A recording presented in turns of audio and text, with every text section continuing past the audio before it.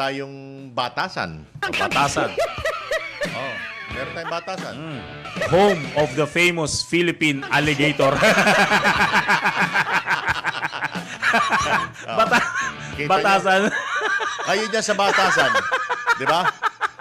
Ilang dekada kaya kayong solo, hindi kayo manulungkot. Pero masaya kayong lahat eh.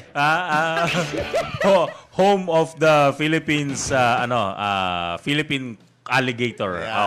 Kaya anong tawag dun sa freshwater crocodile. Ang pangalan niyan Mineralus crocodilus. Mineralus buayus congressus. Itago natin sa pangalan Crocodilus rumwaldus. Si Secretarius. Siguro tuwan-tuwa kay si Sarah. O dapat maglagay sila dun sa, di ba, batasan. Tapos kakanan ka, papunta ng Congress, di ba? Dapat yung arko doon, lagyan na nila doon, malaki. Malaking-malaki, di ba? Oo. Di ba? Batasan Complex, home of the...